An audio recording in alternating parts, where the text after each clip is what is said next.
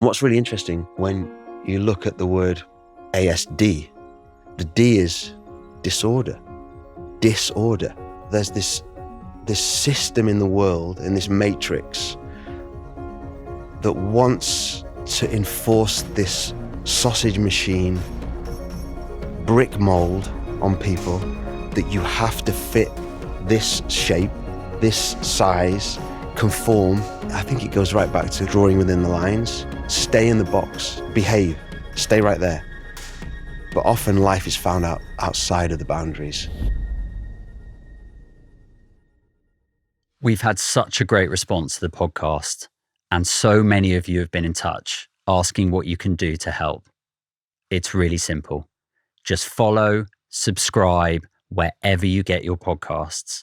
That way we can reach more people, and that way we can celebrate these great minds that think differently. Mark Evans is a world-renowned artist who uses leather, knives, and the most extraordinary attention to detail to create photorealistic works for royalty, celebrities, and private collections around the world. With a neurodivergent family, he understands firsthand how thinking outside the box and defying convention can lead to extraordinary achievements. I feel a real kinship to Mark. He's a farm boy like me, and his craving for the wilderness and quest to understand himself and his place in the world I really relate to. Let's get into it. Let's see how great minds think differently.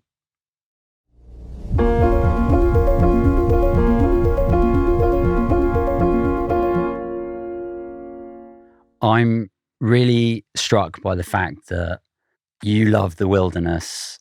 I love the wilderness. We both enjoy time on our own, and yet we're sat in King's Cross in a recording studio. What is nature to you? Such a good question. I think it's where you, as a boy anyway, you find the greatest tests, where there's challenge, where there's things that are hard. As a kid, I was always, doing dangerous stuff, jumping off rocks into the icy rivers and stuff. And I think for me, it was just the wilderness represents some sort of adventure or some sort of mythic grand quest, because no matter how big you are, you're never as big as that mountain. And so there's always something to try to pit yourself against. That yearning for exploring and risks and adventure, has that stayed with you? I think it's so hardwired into me as to who I am. I've always been this ready, fire, aim kind of person. And to me, risk it's where you come alive. People say to me about my work, like, how do you work with a knife like that? Like, what do you do if you make a mistake? And the answer is always, you can't make a mistake. It's like Philip Petit, who walked Man on Wire, he walks across the Twin Towers on that tightrope. And I think there's something about the risk of it's not just every step matters, it's every micro nuance of your body. So that living in risk like that, it can be exhausting because you're always on. But when you're in risk, like, you're fully alive. So I love that. And do you feel that sense of responsibility, holding a knife and working on a piece? Yeah, you have to deeply understand that there's no control Z, there's no Apple Z with a blade. Whatever a blade passes through is changed forever. A painter can paint over what they do if they don't like it, or if you're working with a charcoal or pencil, you can erase it. But what is done with a blade cannot be undone. And so every moment you have to kind of approach the piece with this sense of honor and respect that it's the deep plunge, but it's just this micro sculpture. And it's just risk. It's just like primal risk. So I love it. And I guess that was born in the love of the outdoors. And therefore, what is your approach to making mistakes in life? It's really difficult because so much of my life has been under the guillotine of perfectionism. And perfectionism is a really hard taskmaster. There's no grace. There's no margin for error, like I've just said. And yet, life isn't like that. Like, we learn through our mistakes. You know, I was looking at fighters with a perfect record. Floyd Mayweather, Welshman, Joe Calzaghe. They have perfect fight records. They've got no losses. And I thought, I've got no understanding of what that feels like. All I've done is win. You've got to get back up. You know what I mean? You've got to keep moving forward. It's that honed vision and the drive to keep moving forward through the mistake. So there's this strange balance between not being able to make mistakes, as in I've just said the tightrope analogy, but yet life's full of mistakes. And so it's this, it's a balance, a nuanced kind of dichotomy between that. And can you give me an example of a mistake? Well, interestingly, the very first mistake was bought a leather jacket at the turn of millennium, got blood on this leather jacket, 1 day old. And there was this accident, this mistake. And then I went to try and clean the blood off the jacket and the blood wouldn't come out. And so I went back to my knives from my boyhood and tried to carve and scratch the blood off, and bam, there was this, I cut the leather, and into this mistake, I saw the nap, the suede, and it was like God's thunderbolt, my eureka moment. I realized this mistake has led to this glorious silver lining, and it's led to the last quarter of a century, of me doing what I do. But then there are other mistakes that are really painful, because that mistake was joyful. And there are mistakes where I've invested in leather, beautiful leather, and the most awful thing happened in the early days when I was etching away. And if you want to break metal, you bend it one way, bend it another, bend it until the molecules snap. Well, if you do that with the blade enough, the surgeon's scalpel will bam, and I've had the blade snap and it carved right through the piece. Weeks or months into the work, and then you just sliced. And so those kind of mistakes where it feels like the ladder's falling out from under you and you're in free fall and it's just ruined. And so some mistakes are terrifying. So thankfully I haven't had one of those mistakes in a long time. I've learned how to work with the blades so they don't snap. But yeah, mistakes are fundamental to what we do, I think, as people. Well, I love the idea that you're taking leather as a medium, and actually the irony is that you're making lots of mistakes on it because you're in this way spoiling it. You're changing it into something else. It's so interesting. When the first accident happened on the jacket, so my wife buys me this jacket. It's Christmas, it's millennium bug time, it's year 2000 coming up, and it's Boxing Day, and I've got this jacket. And then the accident, the blood on the jacket. And then I tried to clean it off, as I've just said. And I saw this world of possibilities. And I locked myself away in the garage and I started carving this Jimi Hendrix portrait on the back. And my wife said to me, "What are you doing? You're ruining it." That was her first, what are you? There was this sense of it's spoiled. And yet, I think it goes right back to, the painting within the lines, drawing within the lines. Stay in the box, behave, stay right there.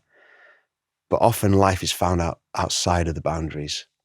And so, yeah, these glorious mistakes, How much of a rebel are you? Oh, mate, that's a good question. So, here's a big answer. It's really interesting when you become a dad, because you start to witness your own childhood being relived through your children. You start to revisit all the films from when you were young, and you start to live through their trauma, your children's trauma, because the teachers and the education system is forcing them to conform to a mold that they won't fit. There's been a place in me that I always wanted to be good at something. I was trying to find a path that I thought was there. It's really interesting. So my son, as a little boy, before he walked, would drum. When we were on a holiday into the Yosemite, California mountains, he would sit in the RV park. It was like 1.5, and he'd bum shuffle out in his nappy and go into the dirt, and another RV would be playing some music, and he'd be there tapping spoons and marshmallow sticks. And the campsite would be looking at this little baby, like, look at him, he's tapping in time. And as I've seen him grow, he's 14 now, the times and the anger and the kind of that rebel place in me is the teachers have said to him, Oscar, quiet. Why, it's carpet time, be quiet. Why are you tapping? And he sat there just tapping. Right, naughty corner. Right, you're sent out. Stop tapping. Like, do you know who he is? He flew through all of his 8 grades as a drummer. He's a phenomenal musician at 14 years old. And yet what was considered by them as rebellion was just him being himself. And so that is deeply kind of woven into me. There's a scene, and as I said to you before, there's a scene right in the middle of the Empire Strikes Back. And it's the biggest flashback probably in cinema history, when Darth Vader, this evil villain, is chasing Luke Skywalker, the young farm boy, the rebel, throughout the galaxy, hunting him down. And now he's come face to face with Luke. He severs Luke's hand, and Luke's there with this bloody, burnt, cauterized stump, his hands off. And in that moment, Darth Vader, this evil villain, looks to him and says, "I'm your father." And Luke's like, "What? No." And he says, "Join me." He says, "Join me. Together, we will bring order to the galaxy." And Luke's like, "No, never, I'm never going to join you." And I said, "I'd rather throw myself into this abyss than join you." And he throws himself off, and that leap into the abyss, that plunge, I get that. So there's this part of me that's felt like that handed a knife as a little boy by my granddad, felt like Obi-Wan handing me a lightsaber. And there's this place that you have to be a painter. I was told when I came to London in 95, figurative art is dead. It's over. It was the explosion of the YBA, Tracy Emin's Bed, Damien's Shark, the Chapman brothers, incredible conceptual work. And yet I wanted to work in a figurative way. And I was told by the system, it's over, you've missed your moment. And that for me felt like, it was like, join me. Like, cut part of yourself off. Obey. Don't be yourself. Yeah. And what's really interesting, when you look at the word ASD, the D is disorder. Join me, son, as Darth Vader says, together we'll create order. Wait a minute, this is a disorder. So therefore there's this system in the world, in this matrix, that wants to enforce this sausage machine brick mold on people, that you have to fit this shape, this size, conform. And there's that place in me, to answer your question, is that I can't fit. And so that's the rebel in me, is that I've got to carve my own path. I can't paint. I can't paint as good as Francis Bacon. I can't paint as well as Freud. So what do I do then? And this blade came alive in my hand, and I literally had to kind of rebel and carve this path. So that for me is my rebellion. What are you like as a father? My eldest is 19, coming up for 20. My middle daughter is 18, and my son is 14. And I think if you'd asked me that a decade ago, I probably would have sat here trying not to cry. I might even shed a tear now. But so we are June 24. Last bonfire night, November 23. My daughters took me out bonfire night, and we went out for a steak. And they're young women now, and they looked at me and they said, "Dad, we're really proud of you."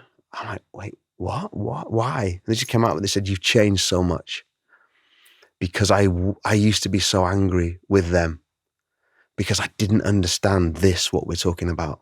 I was so mad. Why won't you do as you're told? Why won't you fit the program? Even though I'm the least Mirror. Do you know what I mean?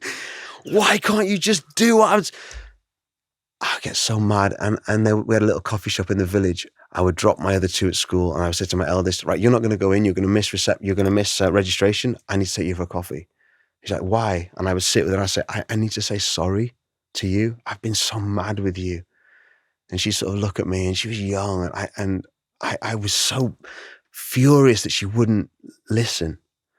And I think as I've started to understand myself over this last decade, certainly since lockdown, Mum died in lockdown, and I went to some really deep places. and I quit drinking. I haven't drunk in 2 years. And I think as a dad, I'm starting to look finally with eyes of empathy and grace and hopefully some maturity to see my children as these three kids are like part of the Rebel Alliance, of course. And so I'm hoping I can be more patient. I subscribe to the same thinking now, right? Versus, I was diagnosed, 2022. I only really feel like I've started to understand my brain in the last couple of years. Yeah. And therefore, how can I fully appreciate my children and how they think and how they work if I don't have enough understanding about how I work? And it'd be interesting to see if this chimes with you.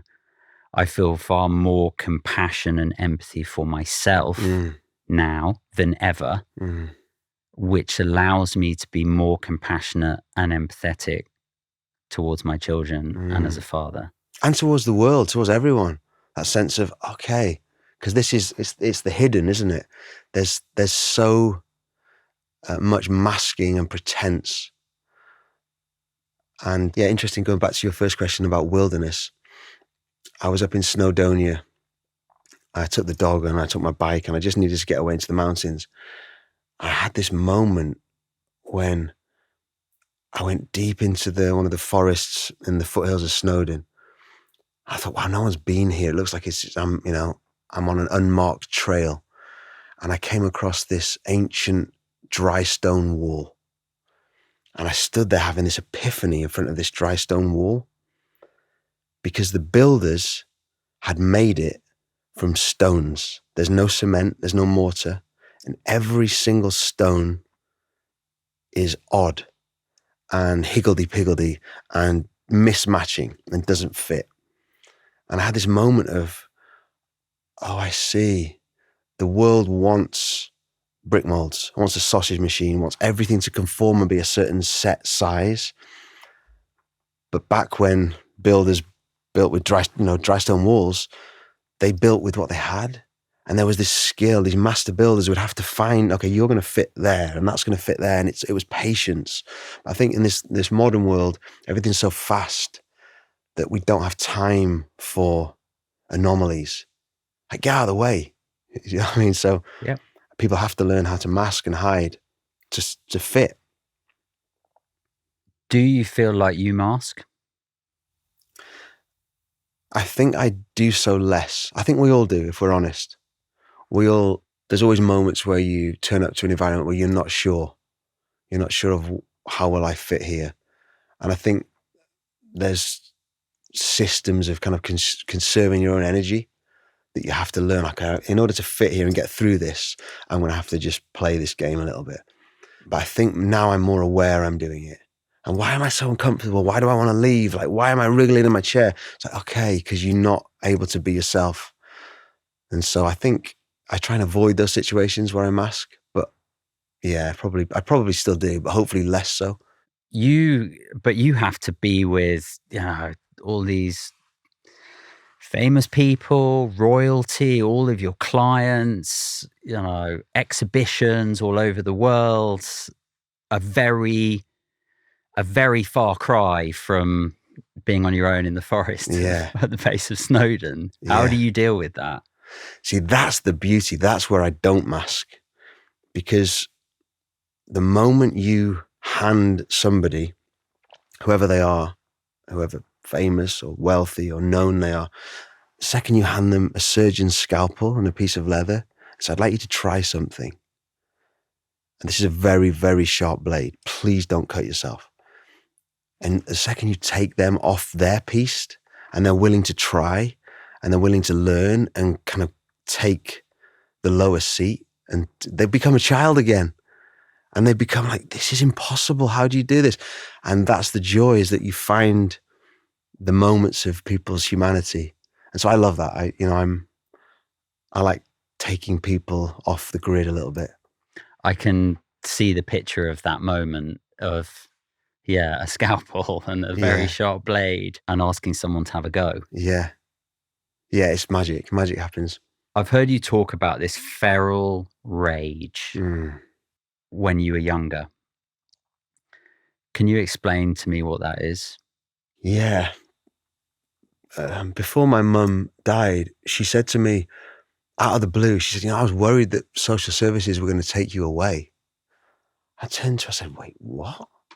And she said, yeah, you have bruises on your forehead. And she said, I was worried that they were going to think that we were beating you. I was never beaten as a child.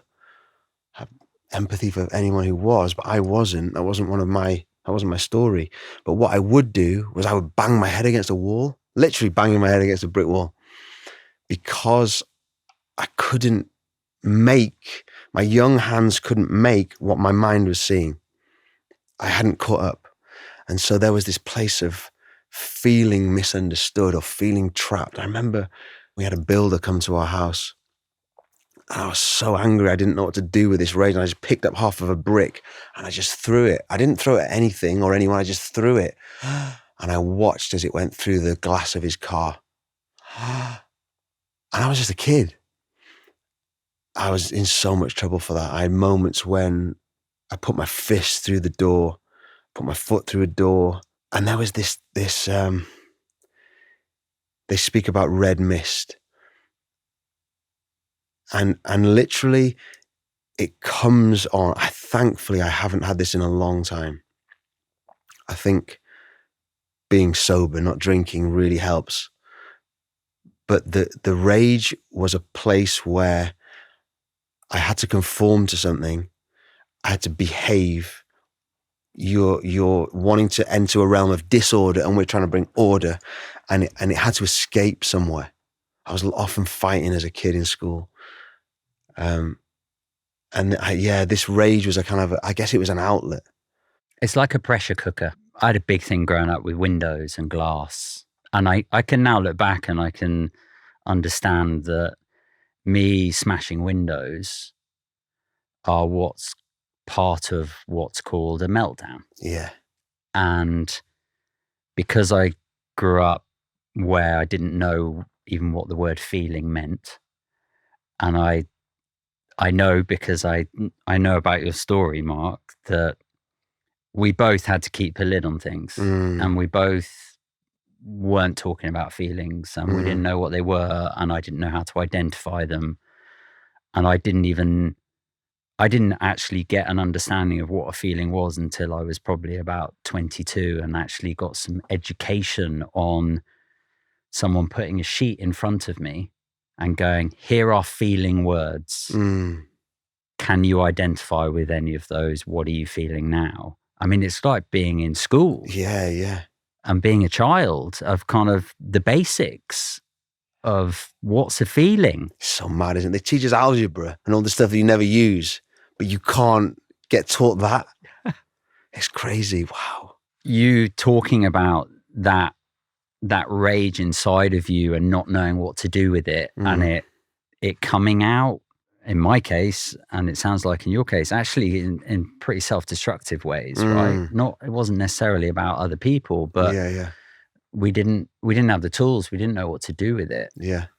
What's changed for you? What do you do with that now? It's a good question. Interesting. We're surrounded by this lime green.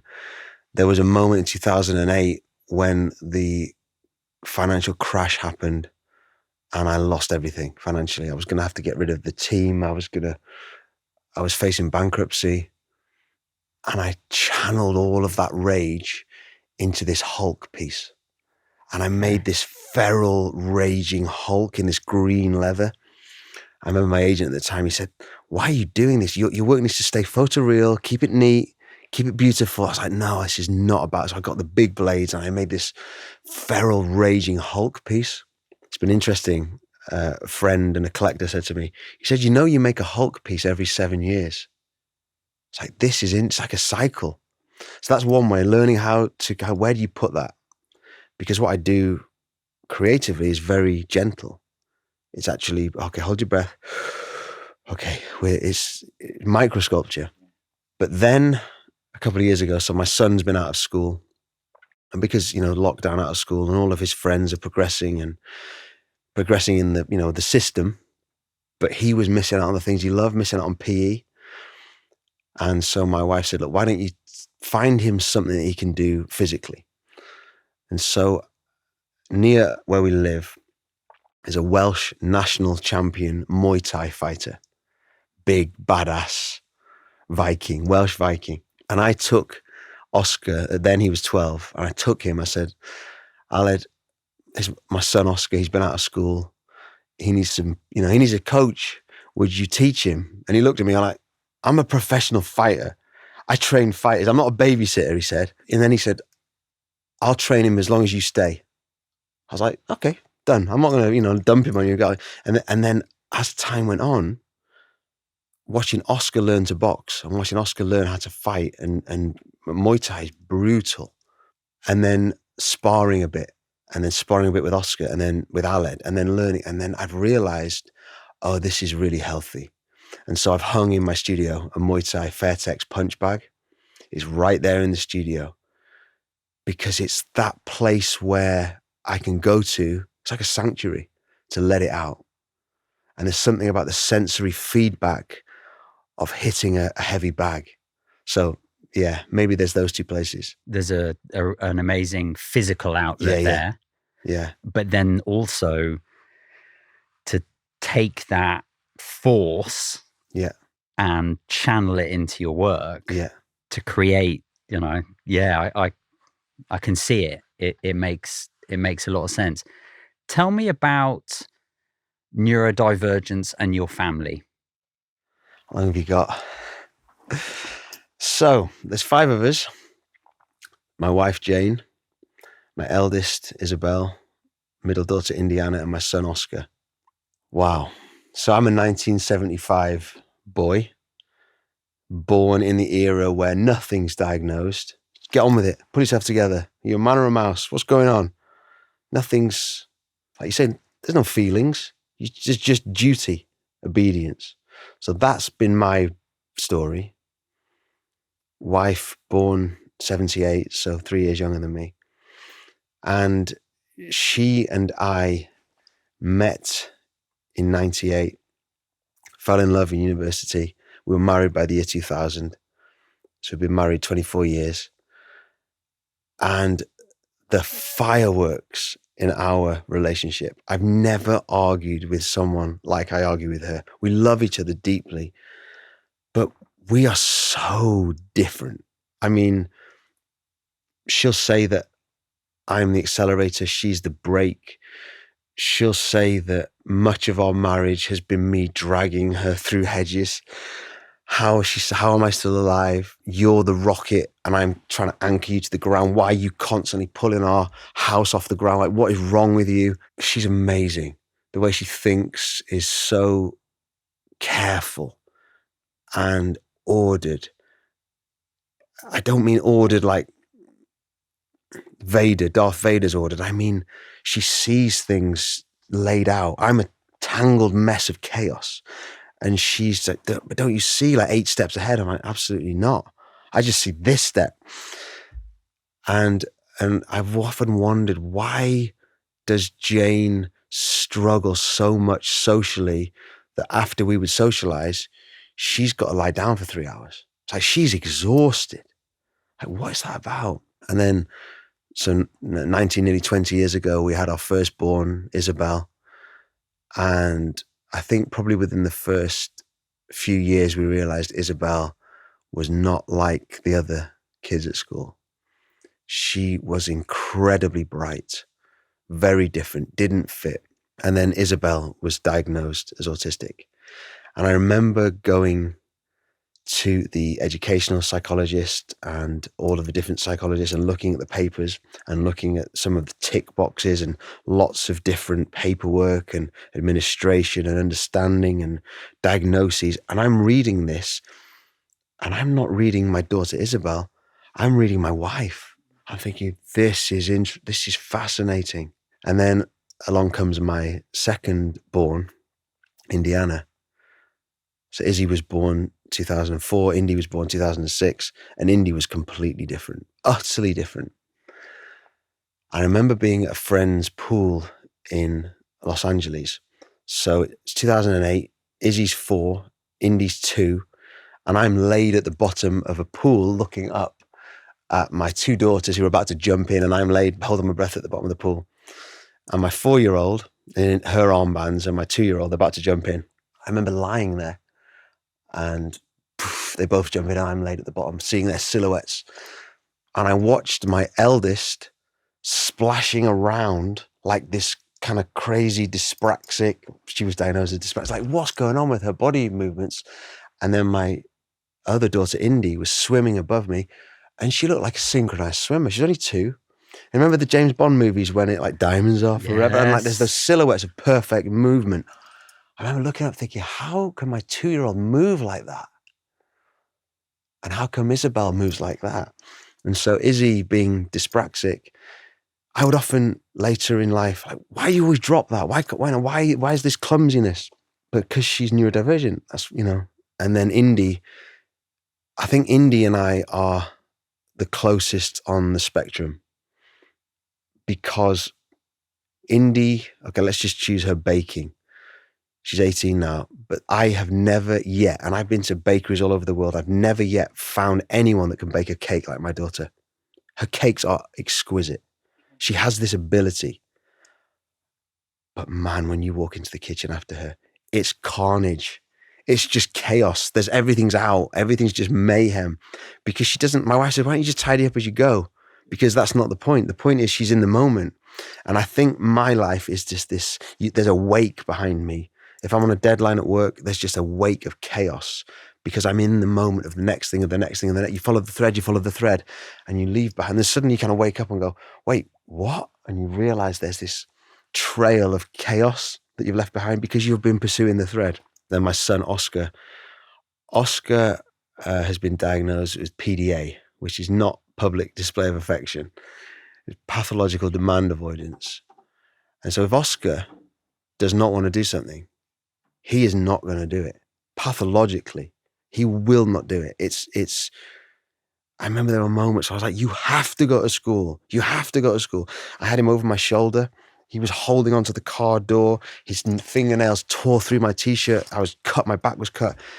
And I was like, what's going on with my son? I'm just forcing him into school. Wait a minute, Mark, you've got to stop and listen. But the cocktail of the spectrum in our family is really interesting. And therefore, what have you learned works from a parenting perspective? It has to be different for each child, and not only different for each of us, it has to be different in each season, depending on, like, where's the cycle of the moon at this point? Do you know what I mean? Like, where are we at? Where's the weather? Like, what's going on with the light? There's such an interesting story about Monet, that his housekeeper would come and, you know, wake him up with a croissant and a boiled egg and, Monsieur Monet, you know, it's time to wake up. And she'd draw the curtains and put his tray on his bed. If it was raining, if the light was wrong, he'd be like, I'm not getting up today. The light's wrong. If I can't paint, what's the point? And so there's all these different things of mood, you know? Yeah. And so I think we've had to learn, like, what's going on? Like, why are you acting up like this? But I think just to take a moment and breathe, that's been the biggest thing I'm trying to learn, to slow down. What amazes me about you is that your work can take hundreds and thousands of hours with absolute patience, precision, total minutiae attention to detail. And yet you sound like you're quite impatient. It's so true. What is that about? I don't know. What is that about? It's part of the tightrope. It's part of the balance. It's part of learning how to lean into the chaos, lean into the beauty, and slowing down. I'm at home in wildness. I feel I was born for wildness. And yet there's a magic that happens when you take a step back from that and learn how to bring beauty in the chaos. I'm not sure I really understand it. I know I'm trying to experience it more. But there is something, there's something kind of very beautiful about holding those things in tension and painful at the same time.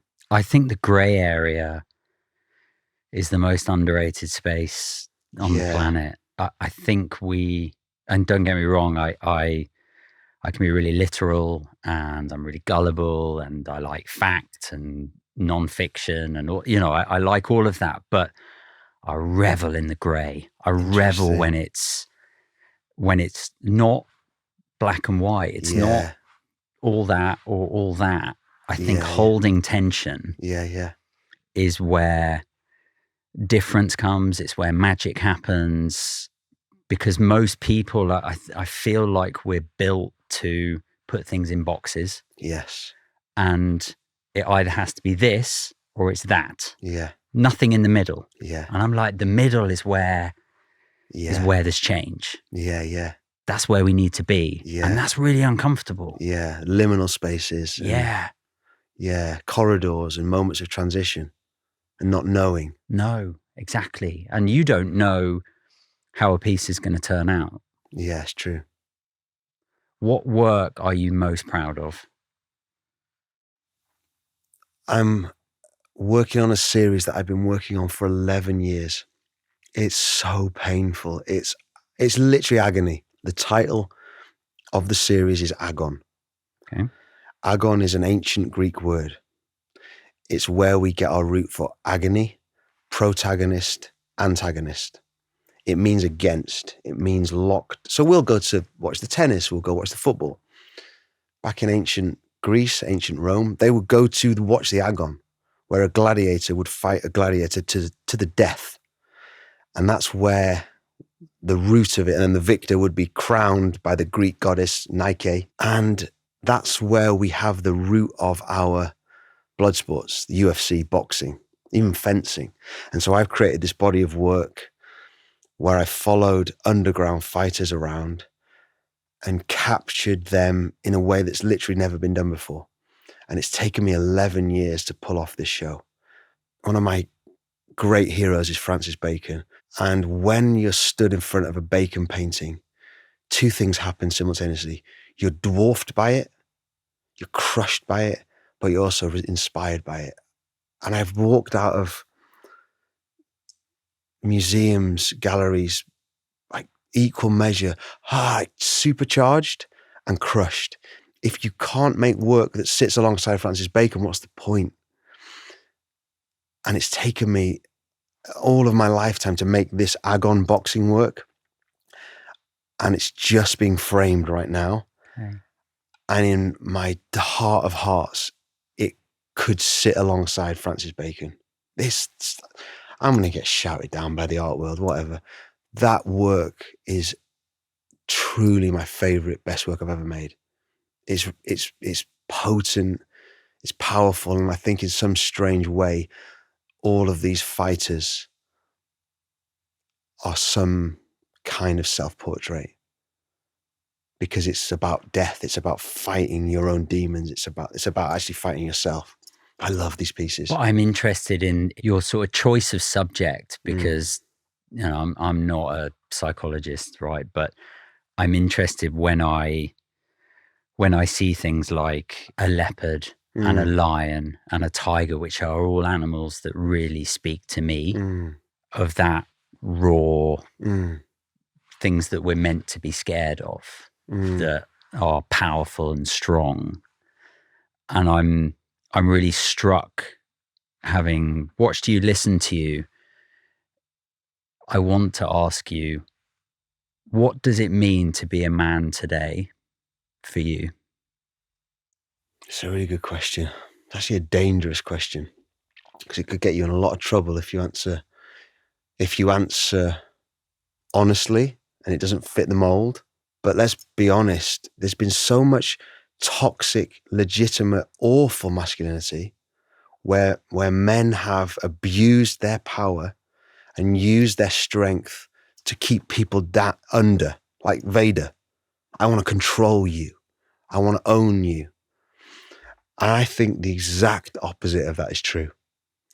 That I think strength and masculine strength should be used in the service of good. that you have a harness strength that you want to use to do something that's not just about building a throne or building your own empire, but do something like to free others or to do something that's worthy.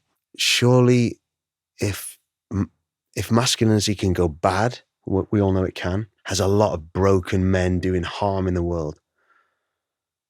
What if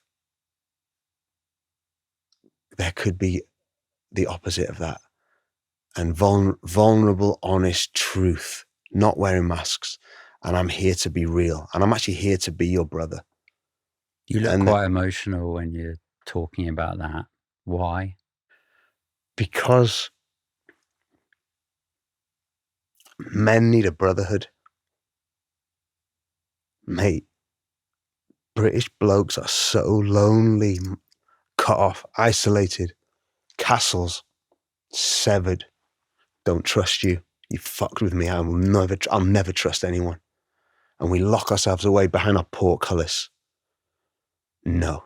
And we can man the turrets of their life. Like the arrows are not ready. Don't you fucking come near me. And how can you live like that? And so I've spent a lot of my last decade trying to form this movement of brotherhood. Because we're not supposed to do this alone. We never were. So, yeah, mate, this hits a raw nerve. It's deep. It's really deep in me, this. What does that sense of salvation, of finding that brotherhood mean to you? There's a term in the military. My family are military, Royal Marines, and that's my kind of background. There's a term in the military it's your six. 12 o'clock, 1 o'clock. Yeah. Who's on your six? Who can see, no matter who we are, no matter how great you are at something, no matter how much of a superstar you are, we all have these blind spots. And so who's got your six? Who has your back? And I think that's why it's so important that we can form these places where they have my six and I have theirs. I think it's really precious. It's holy ground, that is. Tell me about Mob. Mob. Oh, mate. This is where we should be around a fire now. So, rewind back to 2012. The world has descended upon London for the Olympics, and I've got to escape. Get me out of the chaos. And I'm on a rock outcrop off the coast of a little Greek island. And it's what my family call, it's Dad's Prayer Island. It's a little rock about a third of a mile off the coast. And I love this rock because I can escape. And I'm on this rock, and it's a place where I can cry, pray, scream, no one can hear me.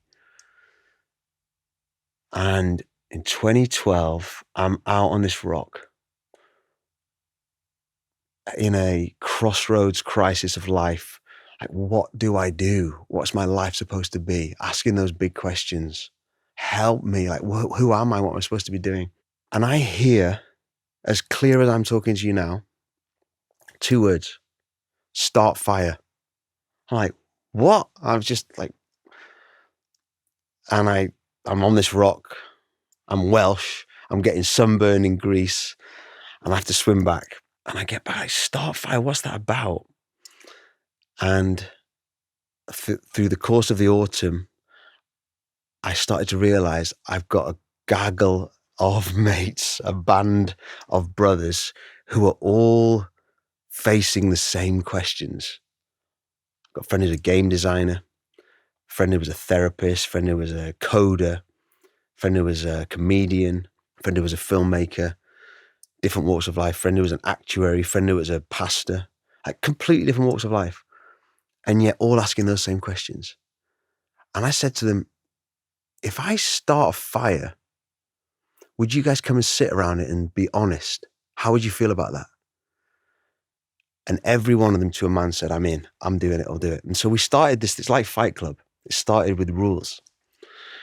And the first rule of Fight Club is you do not talk about Fight Club. And so we formed this thing from Shakespeare or from the Spielberg show Band of Brothers, and where we met around my fire pit every fortnight. And it started with this theme of each man's given a night. So there were 7 of us, and tonight's your night. And if it's your night, you get to tell your story as honestly as you dare, and it stays with this covenant around this fire that will never leave this fire. And I'd known 2 of the guys around this fire pit for 20 years. I'd known them as friends. And then they told their story. And I sat there shocked. I'd never known anything about this. I never knew that happened to you as a baby.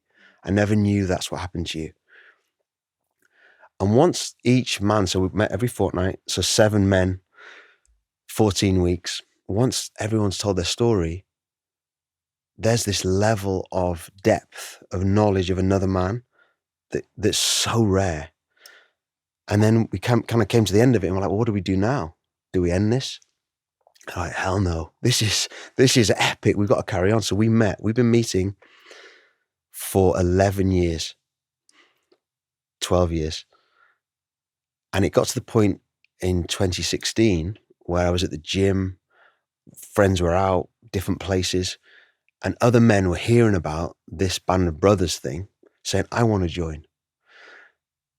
And there was a couple of very dangerous characters, maybe men with ex-criminal past. And my wife and family said to me, I don't want those dangerous characters knowing where we live and coming in our back garden. We've got kids. I don't want those people knowing where we live. And yet these men needed this fire, this company of honesty. And so there's a forest near where my studio is, out near St. Albans, where it was actually originally Henry VIII's old hunting ground. And it's owned by a very wealthy landowner. And I approached him and I said, I want to tell you my story. I want to tell you about something we're trying with blokes, because guys don't know how to talk. Like the number 1 cause of death in the UK in men between 17 and 53 is suicide, because men don't know how to talk.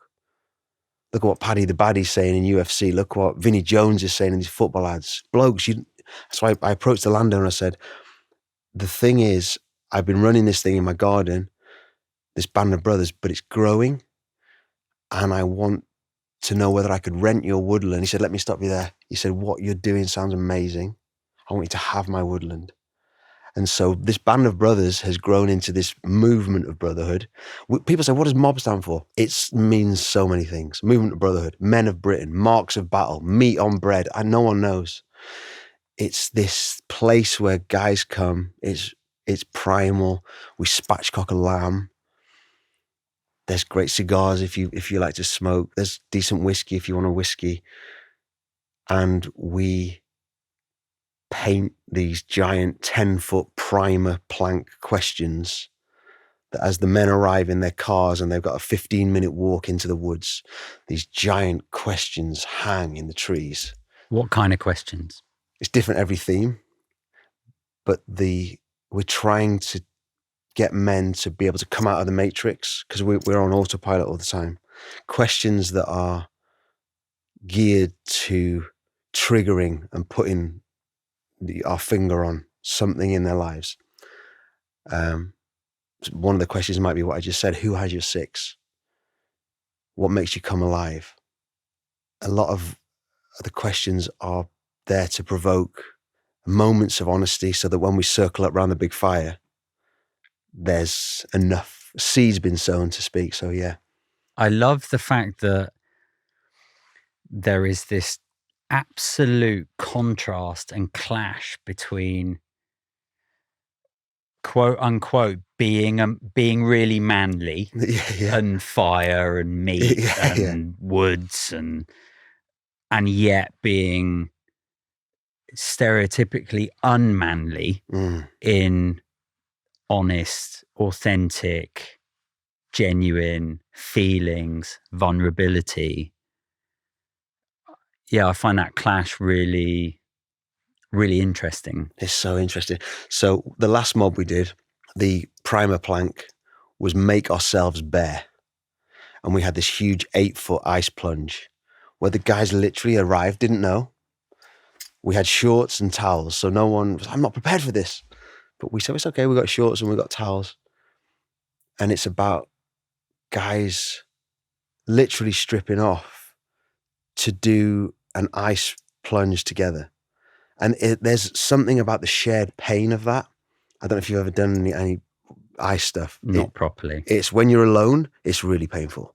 It's painful.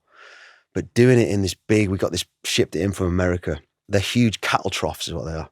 But to sit with another bloke in your pants, shivering, there's something kind of, it's ballsy, but it's vulnerable. And I think that's where the doorway is, that we've got, so much wrong about like, grrr, man. It's not actually that. True strength is when you don't need to mask, when you can actually be real. And do you think that process for you makes you a better husband, a better ally to your daughters, females? Yeah, definitely. Because when men speak around that circle, and you could have a billionaire stood next to a banker, stood next to a bricklayer, stood next to a bin man, nothing matters. Your role, your bank balance doesn't matter. Everyone's equaled by the fire. But when you hear another man talking about his story, and there's that sense of, damn, I do that. I made that mistake. So that when you take that into your family life, your marriage, your kids, work, there's this shared, a rising tide lifts all the ships in the harbor. And there's this sense of learning from not just your own mistakes, but from others. And so that's the hope, is that we're all, it's like the Robbie Williams song, Lord, I'm doing all I can to be a better man. But we're trying to help each other, and I don't mean that, in real ways, in earthy, practical, like grassroots ways. Yeah, that are simple. Yeah. I heard you say on the film that's coming out later this year about you that you just wanted someone to shake you and get to know you. Yeah. Tell me about that. I don't think I had any clue who I was until I was 27. So you've just said you didn't know what feelings were until you were 22. Mm. I think it took nearly 3 decades for me to understand, oh, this is who I am. And it takes somebody having the courage to look you in the eyes and sometimes slap you. I mean that kindly.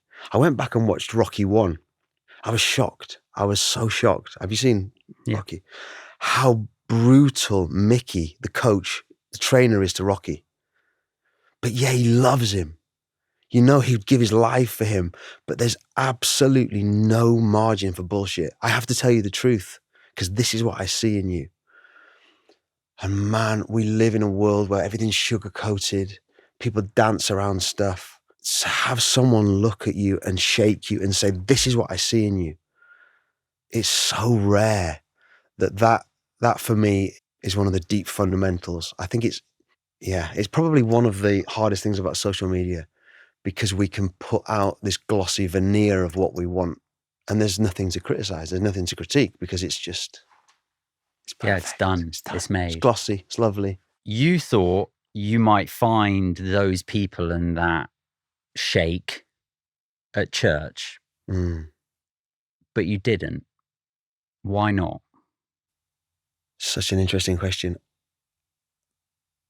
I think much of organized religion, institutional religion, is a wall of manners, a wall of niceness and politeness and goodness and moral high ground. And when you turn up and someone says, oh, welcome, how are you? I'd actually answer, this is how I am. And you'd watch the color drain from their faces. You gave them an honest answer. It's like, because they can't handle that. And so I think my longing for a community actually was found. There were some amazing people who I've met in church. Such a strange word, that the C word. Mm. And we meet and have had our best life-changing encounters outside of the walls of that, around a fire, in the ice. Because it was never meant to be about a building or institution. It was the people. It's such an interesting, there's a line that says, God builds his house with stones, and yet we live in a world that wants to build with bricks. Mm. And I think I went back to Wales, took my daughter there for an A-level film project. And my friend is the biggest butcher in Wales, and he has the biggest sausage machine factory in the whole of the country. And I approached him and said, would you allow my daughter to wear all the sanitized clothes to come and film there for her A-level project? He's like, wait, what? Why? I said, because she wants to make a film, a metaphor about the world as a sausage machine. And he said he loved it. It's really, really fascinating about being outside of the walls, outside of the mold. And I think that the truth is found in those moments around fires, around story, because it's not about order. It's not about sitting in a line, being warehoused, stand up, sit down. There's this flow of passion and story. And I think that's where the God magic happens, where you are allowed to be yourself. Yeah, I where see you're free. You're free. You're free to make mistakes. You're free to be seen and known, that you're not in trouble for being naughty. Give me 3 words to describe your brain. Supersonic, slow, and curious. Supersonic, slow, curious. Yeah. I like that. And we asked you to bring something that represents your brain, that is supersonic, slow, and curious. What did you bring? I brought my lightsaber. This is the blade that my grandfather gave me when I was 7. Much to my mum's horror, it's a very dirty, blunted, silver jubilee, 1977 boys pocket scout knife. So my grandfather was a water bailiff. He looked after he was in charge of the river authorities in North Wales. So he would stop people poaching salmon, and he was an outdoorsman. He was this badass, you know. And so my grandfather handed me this knife. This became like a mantle. So this thing represents more than just this 5-6 inch object. It carries this weight somehow, you know, it's mythic. And that was the tool that began my journey with carving, cutting, etching, because I would go around the farms carving my name and images into tree bark. And that for me is where it all started. 7 years old. I feel like, you know, you talk literally in honey, Mark. Your metaphors are so visual and just brilliant. I've noticed that I started feeling this with guests, that I love your brain. You know, I love this thing in your head that is the most important organ in your body. Mm. And I love it. And I really mean that I love it, because out of it comes such learning and rawness and vulnerability and magic and talent and, yeah, just brilliance. You know, I see these 2 moments in your life of being 7 and being given that small penknife that shaped and changed you. And then the moment, you know, obviously with the cat and your wife and the leather jacket and those two moments are really clear. And then, you know, you fast forward along and you've got fire. Mm. And it's these two blades in fire being really simple, iconic, massive moments in your life. And I feel like that's what I've heard today. Yeah. I've really enjoyed, listening to you. Oh, mate, thank you. Yeah, I've enjoyed your questions. Thank you for coming on. Pleasure, mate. Thank you for having me.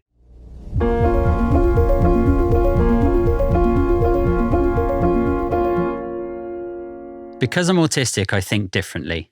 And back in 2015, I wanted people to drink differently. So I created Seedlip, the world's first distilled non-alcoholic spirits. I took Seedlip from my kitchen to 35 countries and the world's best bars, restaurants, and retailers. And we did it in 3.5 years. It was wild. They're delicious, they're intriguing, they're these distilled botanical blends you can just mix with tonic or have in a cocktail. You really don't need another sickly, horrible mocktail. Check us out on seedlipdrinks.com or Amazon and let me know what you think.